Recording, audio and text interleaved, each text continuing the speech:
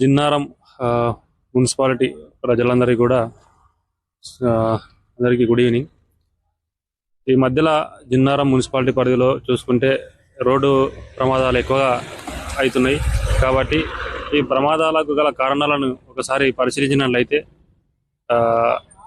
మద్యం సేవించి వాహనాలు నడపడం అనేది చాలా విషయాల్లో ప్రమాదాలకు కారణమవుతుంది. కాబట్టి వాహనదారులందరూ కూడా ఎవరు మద్యం సేవించిన తర్వాత వాహనాన్ని నడపొద్దు.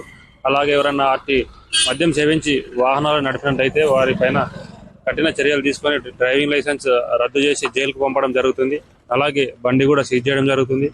ప్రతి ఒక్కరు కూడా ఖచ్చితంగా హెల్మెట్ ధరించాలి. హెల్మెట్ ధరించడం వల్ల ప్రమాదాన్ని మనం 100% నివారించవచ్చు. కాబట్టి వాహనదారులందరూ కూడా సరైన ధృవపత్రాలు కలిగి ఉండాలి. లైసెన్స్ కానీ, ఆర్సీ కానీ, ఇన్సూరెన్స్ కూడా చాలా ఇంపార్టెంట్. ఎప్పుడన్నా యాక్సిడెంట్ అయిన సందర్భాలలో ఇన్సూరెన్స్ ఉంటే మనకి డబ్బులు రావడం జరుగుతుంది. కాబట్టి ఇన్సూరెన్స్ కూడా అందరూ ఖచ్చితంగా తీసుకోవాలి.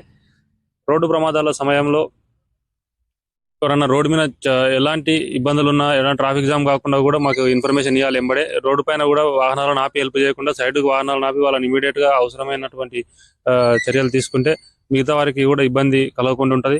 అలాగే మద్యం సేవించి కానీ, వితౌట్ డ్రైవింగ్ లైసెన్స్ కానీ, చిన్న మైనర్లకు కూడా తల్లిదండ్రులు వాహనాలు ఇస్తే తల్లిదండ్రుల పైన కేసు అవుతుంది. కాబట్టి ఈ విషయం దృష్టిలో పెట్టుకొని ప్రజలు గమనించగలరని కోరుతున్నాను.